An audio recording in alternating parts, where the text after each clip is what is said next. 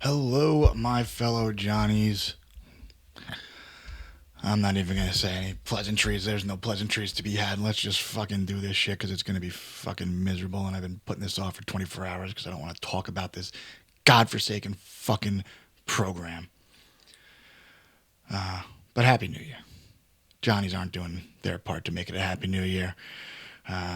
New Year's Eve, went out down to D.C., played Georgetown, got the victory. What more do we want to talk about this? I mean, Rick started IO. Shannon responded in that second half, 13 points, 3 or 4 from deep. So, you like to see it. You took some encouraging stuff from that Georgetown game, mostly the offense, 52 points in the first half. But of course, the defense was god awful in that first half. And then the second half, we pulled away, thankfully, and, did what we were supposed to do. But some of the issues that we've seen with this team all fucking year continue to rear their ugly heads even in victory. It's been a theme going back to the Alabama loss. And when I went back in that first pod episode I did after the Alabama loss, and I said the rebounding woes, that started in the Quinnipiac game. And it's been a theme in every fucking game since. And it was an issue in the Georgetown game. 14 offensive rebounds for Georgetown to our 22 defensive rebounds. That's a rebound rate of 38.9%. I don't even think that's close to our worst performance of the year from a defensive rebounding perspective, but it's not good. That's, bottom quarter, bottom third of the country, in an offensive rebounding percentage. Let's see, offensive rebounding, opponent offensive rebounding percentage. Yeah, 20th percentile for 38.9%. So still an absolutely pathetic performance for a Georgetown team that has no front court worth speaking of. Halifanua was in foul trouble all game, as he's been in many games this year. Vince Iwuchukwu is still recovering from his surgery and wish him well. Jaden Ford, I mean, okay, whatever. Just an embarrassing performance. And, in a theme that we've seen in some of the wins we've had, we've been bailed out by either elite offense or poor second chance capitalization, let's call it, from our opponents. Baylor got more offensive rebounds than almost any team we faced, and they couldn't make us pay. They only had like 8 second chance points on 20 offensive rebounds or something like that. It was pretty pitiful. And Georgetown, again, much the same. 12 points on 14 offensive rebounds, less than a point per second chance. So they did not make us pay. Zuby was the Zuby we've come to know and trust. He almost had a damn triple double, 25 points, 50% from the field, 50% from the arc, find the arc, 1 of 2, 7 of 9 from the field, 10 of 13 from the stripe. 10 boards, 7 assists, a block, 2 steals. He did it all, and you come away from that game and you say this is what the offense should be at its best. You saw some of it in Vegas in that ISU game, and you saw some of it in the Baylor game that we won, where Zuby was much more involved in orchestrating the offense, and they were playing through him more than around him or with him, and it worked. And you see it again in Georgetown, and we think it worked again. But, and I will say this, to our credit, we also killed them on their defensive glass. We pulled down 14 rebounds to their 19 defensive rebounds. So, if you want to look at it as we're getting more than our share of second chance opportunities on the other end to make up for the defensive rebounds, okay. But, we did that. I don't know if that's an ideal strategy, but it's a strategy.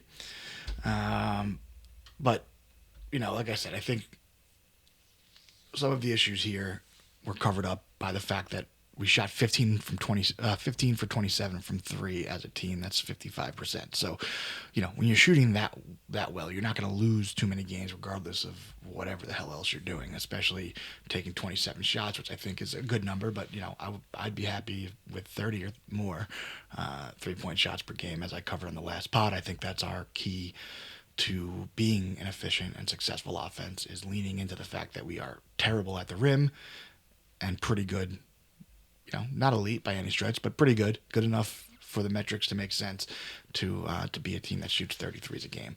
So that's a positive, but it covers up the issues that we have on the offensive glass, and it covers up some of the, let's call them soft factors, in that our players are soft, in that they lack some of that tenacity that we saw last year.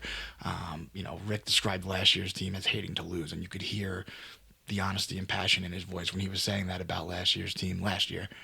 And you don't hear anything like that from Rick. Instead, you hear that this is a team with frailties and a team that, gets down on themselves when they're not shooting well.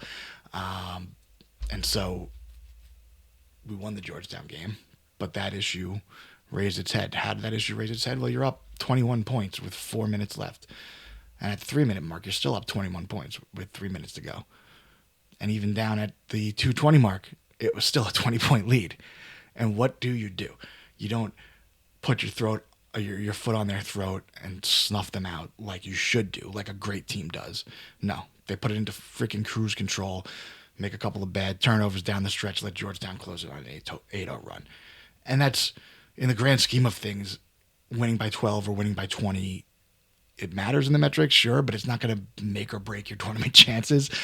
But it's a matter of having that pride in what they're doing, and that pride and that desire and will and want to win. And I just never get that impression with this team, the way you got it from the guys last year.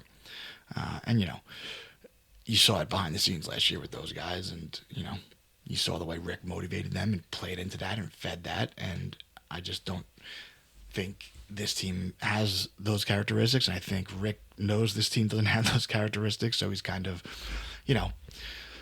being a little soft on them in public, or, not, certainly not calling them out the way he's called out teams in his first 2 years when it was warranted, and sometimes when it didn't seem warranted.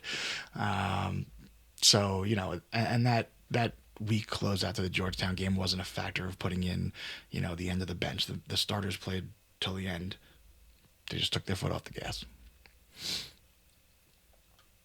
So that brought us to the Providence game this past Saturday.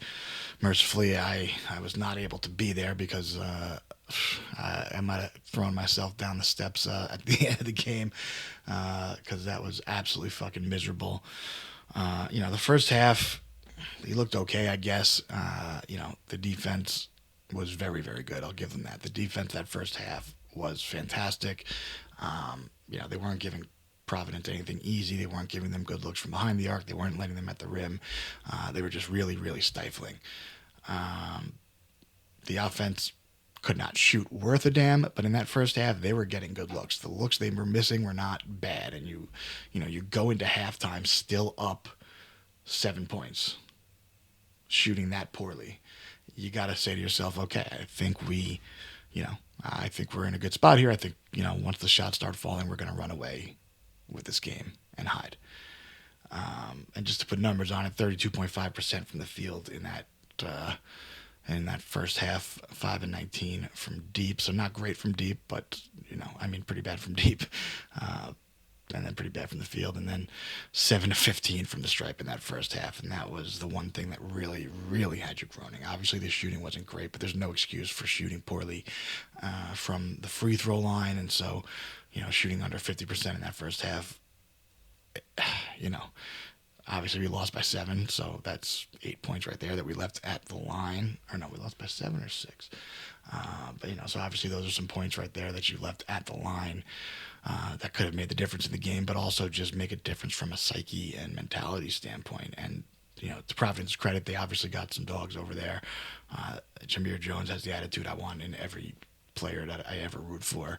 And we'll touch on that again later. So, maybe they still would have came back, but again, these are the things that good teams do that we don't do because we're not a good team. Good teams don't let bad teams back in the game. And frankly, I still think Providence's defense is pretty weak. And it's no excuse for why we could not have scored 85 points on this team, on this Providence team. And on the defensive end in that first half, we held them down to 31 points. That's pretty good. That's a 62-point pace for a game, so really good. And especially against PC, they've averaged 81 points against high majors to date. So, and that includes a really poor offensive performance of 67 points against Hall, who obviously is a great defense this year. So, that is a really impressive offense. And I don't think for them, I don't think it was a matter of the shooting just being poor. I think the short shots we were forcing them into were bad. We forced a ton of turnovers that first half, and we didn't really let them on the offensive glass in that first half. They only had 5 offensive rebounds to our 18 defensive rebounds.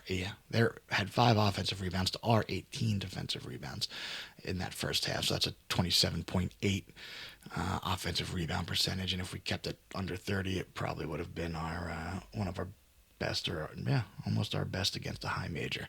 So you were looking good. Second half, it was, an entirely different game. I mean, stop me if you heard this one before. St. John's led the game by 9 with 6.5 to go, by 5 with just over 3 minutes to go, and then you lose by 6. You lost 11 points. You lost 11 points to the other team in the final 3 minutes. And somehow we actually shot worse in that second half. Obviously, that's a huge issue. 22.6% from the field, 2 of 12 from deep. We did get back to the free throws a little bit better, 17 of 22 in that second half. So, they collected themselves there at least and got back to our average. They didn't make up for the first half woes, but they did, shoot their average from the line in the second half.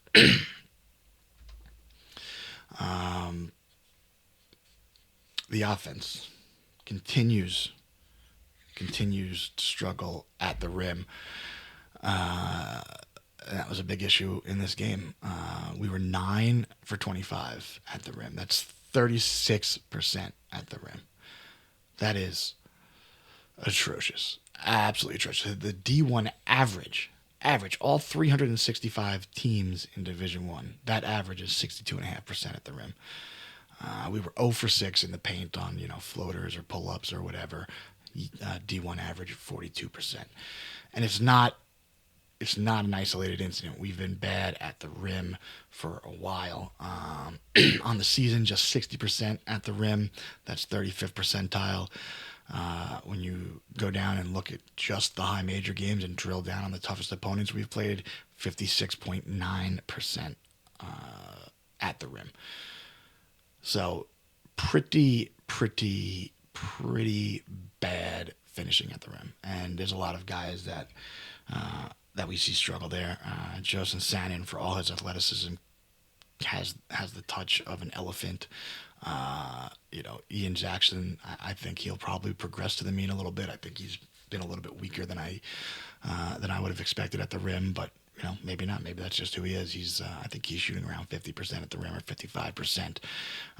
In the last 5 games as a team, we've shot even worse at the rim, 49.5%. So those are the games against PC, Georgetown, Harvard, DePaul, and Kentucky. And I mean, last year you had guys that were really good at getting to the rim with Kadari and Davon. But, I mean, one of the strengths of this year's team over those guys was supposed to be a little bit more athleticism, and I thought Sannon was one of the guys that was going to be bringing that, and he just, unable to finish at the rim. Bryce Hopkins, another one. He seems afraid of contact, and it goes back to that mental toughness and just, wanting it and willing it. And, you don't see that from this team, and that reflects in Bryce when he goes to the rim. Wasted a monster game from Zuby. He's been fantastic these last 2 games. 33 and 15 double-double. 2 assists, 2 steals, 3 blocks. 50% from the field and from deep. Like, he does everything you want him to. They basically, and Rick said it in the press conference, they basically said to Zuby, "We suck. Go win the game." Suck, my word, not Rick's, but they lost their confidence, and in Rick's mind, that led to them trying to feed Zuby more, and Zuby responded because he's Zuby and he's a great player, and he is one of the only guys on this team that has that want to and that will and that fiery desire. And I mean, Zuby not above reproach in this game. He did make 7 turnovers, and he was only 60% from the charity stripe, and he got there a ton.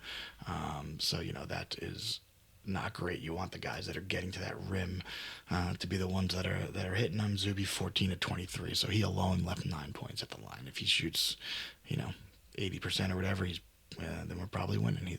That's 7 points. So that wasn't great. His turnovers also really bad. The worst one, the one that kind of sticks out in everybody's mind, I'm sure, is when late in the game, I think we had a chance to either extend the lead or take the lead, and Zuby tries to, I think it was to extend the lead. I think we were up 2 or 3 maybe even at this point. Tries to lob that ball in over the top to Hopkins. It wasn't even close. Turnover the other way. And look, I'm not going to be hard on Zuby. Like I said, he was the one guy out there who looked like he gave a damn. It showed, it reflected in the stat line. So, and they were using him and using him and using him for 36 out of the 40 minutes of that game, and they just kept feeding him, asking him to do everything, to orchestrate the offense, to shoot the threes, to get in the rim and offensive rebound and put the post moves down and all that, and he responded. So not gonna get too down on the mistakes there. Where was that? I want to see what the score was when Zuby made that turnover. I don't know. I can't find my notes on it. But in any event, that's enough about Zuby. He's not the reason we lost. He's the only reason we were even close. Josan Sanin, does he have blackmail on Rick? I think that's the question that we have to ask. I'm not sure what Josan Sanin has to do short of, something that would make Andre Curbelo blush on the court to get benched. The guy played 36 minutes in this game. His defense is not good. Other than rebounding, he was getting to the rim and rebounding on defense a little bit more. So, maybe that's what Rick is doing here. But again, he was 1 of 12 from the field. His defense was abysmal, and he doesn't get yanked. He played 36 minutes. Ian Jackson was, I thought, the much better player last game. He shot as poorly, 1 from 8, but I think he's much better defensively. I think Sanin has the ability to be the better defender if he wants it. If he's got his head screwed on right, if he wants to be a great defender, he can be. But he doesn't want to be. Not every possession, anyway. Some possessions you watch Sanin play defense, and you're like, that's the guy. Where is that guy? Where's that guy every possession down the floor? But then he's prone to big mental mistakes, just getting caught completely flat-footed, and having guys blow by him, blowing switches, blowing assignments. All these things that make you want to tear your hair out. So I think Jackson played a little bit better defense, even though he also only shot 1 of 8 from the field. He also did get to the line 4 times. Sanin did not get to the line at all. And Ian managed 2 assists, which is obviously not a gaudy number, but he only played 14 minutes in this game for some reason. So to have 2 assists in that 14 minutes, if you played 28 minutes, now you got 4 assists, 30 minutes, you're closing in on 5 assists. So he looked a lot better, and I liked the way he was facilitating the offense. He definitely, one of the assists was on a Zuby 3 with just a nice little pass around the defender coming off the screen for Zuby on the pop. I don't know. I can't explain it. I can't explain what the issue is with Ian and Sanin's minutes. Ruben Prey only got 6 minutes. I mean, I don't know what he has to do to get more minutes. You got out toughed and out physical in that second half, and going big with Zuby and Ruben would have been a much better idea than continuing to do what we were doing and let Hopkins get abused out there. And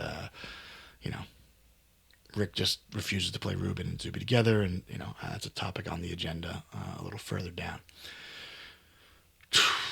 And I mean, I said it earlier, Providence obviously had some dudes that wanted to win this game, and you know, chief among them was Jameer Jones. I mean, he was tenacious. He wanted it. He was fiery, and he played with a chip on his shoulder. And I'm sure, you know, outside of Zuby, I just don't think we had anybody who had that desire or want or took it personally. And I think everybody saw that quote after the game from Jameer Jones where he said, if he, meaning Bryce Hopkins, was still here at Providence, I'd still play over him.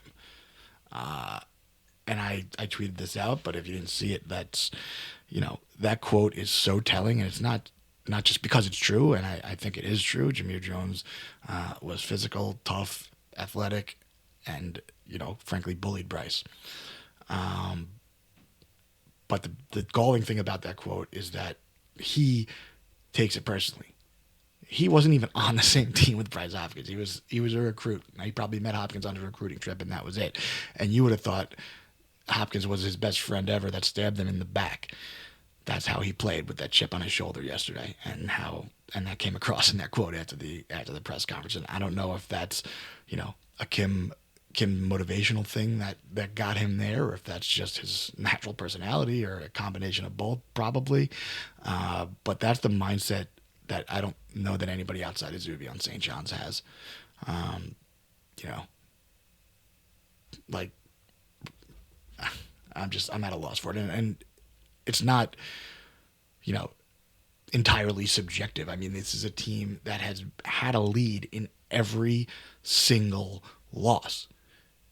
Had a lead late in the second half. Every single game. And with 10 or less to play in every single game.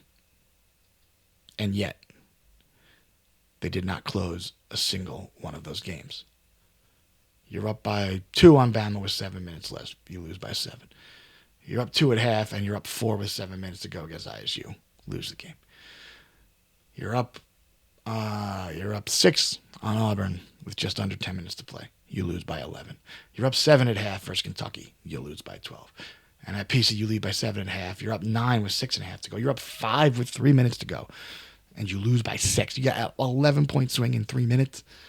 Got to be kidding me. And I'm not just selectively looking only at the games that we lost. The games we've won, they have not had that closeness. We haven't taken a punch from a team and responded, right? Baylor, we led by 9 at half, coasted to a 15-point win. Ole Miss led by 8 at half and clung to dear life. And I think that actually confirms what we've seen in the losses. And I talked about how you saw it in the win versus Georgetown, and I think you saw it in that Ole Miss loss too, where in the second half, we just lacked that killer instinct to put our foot on their throat and snuff them out and run away with a game that frankly should not have been close. DePaul lead by 11 at half and only win by 13. The score was even 21-21 in the last 10 minutes there against DePaul, and I think we did throw the end of the bench in there for a bit, so maybe take that part with a grain of salt, but still, you only outscored them by 2 in the second half. Georgetown, we talked about that one above, but you put it in cruise control and turned a 20-plus point victory into a 12-point victory, taking your foot off the throat. If it happens once or twice, you blow a lead, fine, that happens. You're going to lose games over the course of a season, and if you lose them that way because you get a little cold late, or something goes wrong late, that's one thing. But when it happens 3, 4, 5 times, that says something. That's not every single win makes it less and less statistically likely that is just bad luck. It's something going on. There's a lack of confidence. There's softness. There is a lack of desire. Whatever subjective thing you think it is, nerves, it's something. It's not a coincidence. And this team needs to dig deep down and look in the mirror and ask themselves if that's the way they want the rest of the season to go. Do they want to continue getting knocked out the instant the other team decides to throw a punch? Or do they want to be the ones doing the knocking out? Do you want to be the hammer, or do you want to be the fucking nail? Because right now, you're the fucking nail. And it's a fucking laughing stock at that. top 5 preseason. Get the fuck out of here with that bullshit. Won't even be a 5 seed in the fucking crown the way this season's going.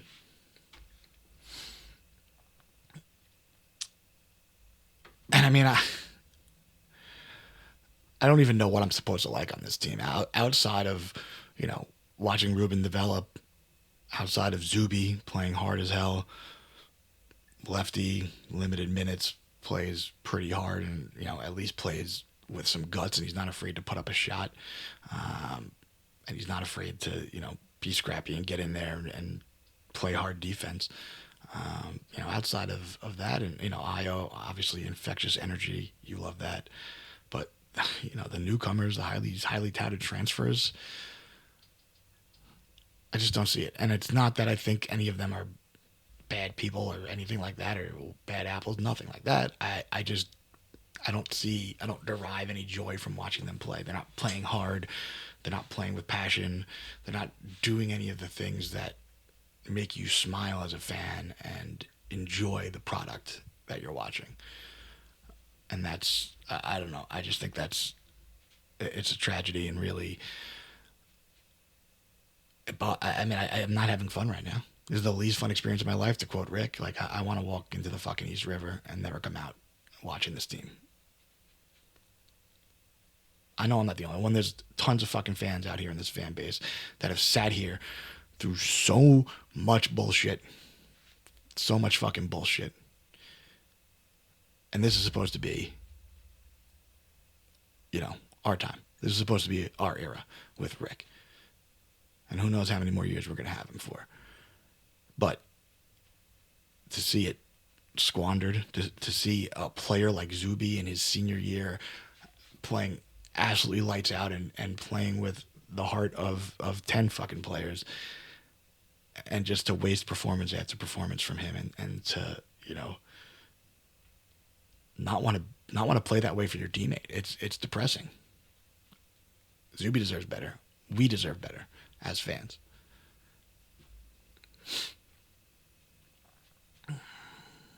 I mean, so much of this shit is shit I've said before, and it's getting frustrating to come on here and talk about the same fucking issues after every game. So, I don't know. And I think, part of this fieriness, passion, desire issue, whatever you want to call it, I don't know if it's a chicken or egg. I don't know what one came first, but, watching Rick's press conference yesterday and comparing it to, let's say, the Creighton press conference in Omaha when we lost that game, it's like night and day.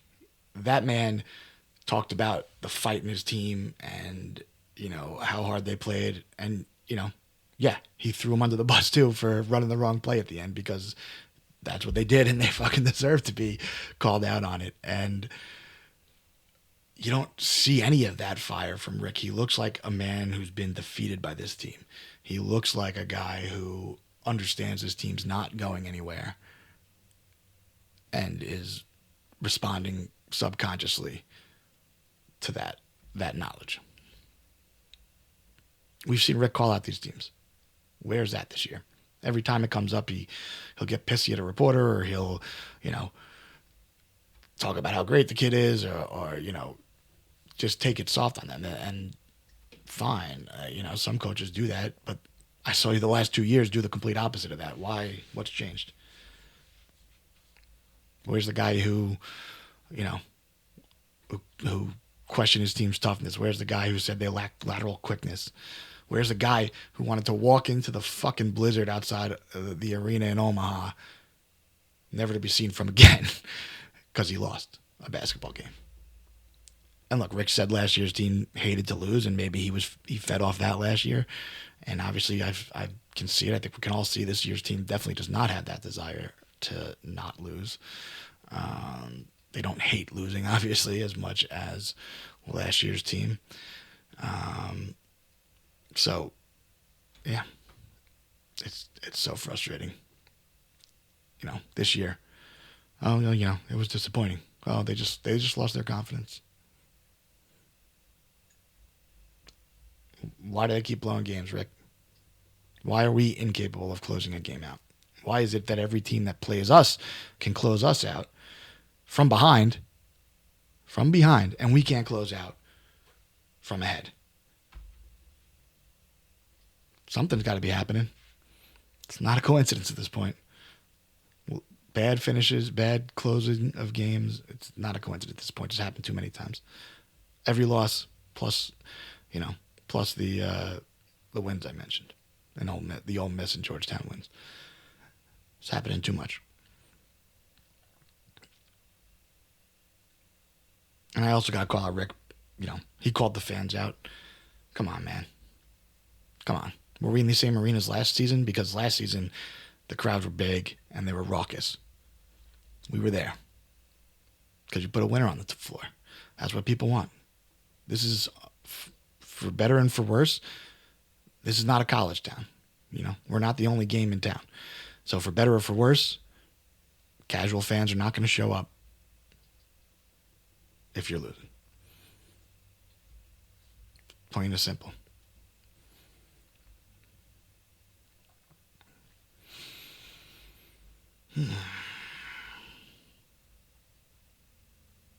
So, I don't know. I had some other shit here, some fucking metrics and all kinds of shit, but I don't know. It's 2 days fucking later. I waited a whole day, and then I waited a whole nother day because I didn't want to just get on here and rant and fucking rave. And now, here I am. I am just fucking ranting and raving, and I'm mad as fucking hell. Because this season should not be like this. Were we overrated at 5? Sure. Maybe we were. But we should not be this fucking bad. It's an absolute abomination. The amount of money and resources that were poured into this franchise, and I don't care how much money somebody else spends. That's not my fucking money. But I feel bad for Mr. Rapoli. That man deserves better return on his investment than what we've seen. I feel bad for every other big donor, right? Mike's not the only one. There's plenty of donors to get a roster this expensive. And you got Bryce Hopkins out here committing grand fucking larceny. Everything BC fans said about him was right, frankly. I hate to be the one to say it, but that's just a fact. So, I don't know. I had all these fucking stats, lineups, and shooting, and blah, blah, blah. But I don't have the energy for it. I really don't. I'm done. I'm very, very checked out on this team.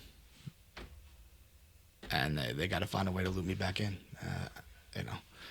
That's all there is to it. It's that simple. So I don't have a stat of the day. We're skipping that fucking shit. Game balls, yeah. We get both game balls. Next, Schadenfreude minute. No, we're not doing a fucking Schadenfreude minute because we're the fucking Schadenfreude. Everybody's getting their Schadenfreude at our expense right now. Looking forward. Butler tomorrow, maybe today by the time most of you listen to this. Creighton over the weekend. I'm not giving any fucking scouting reports. Just fucking win a fucking game, please. Just win a fucking game. Can I see you guys take a punch and fucking respond? Win a fucking game, and then win another fucking game. And then another one. And then we can fucking talk. Good night, Johnnies.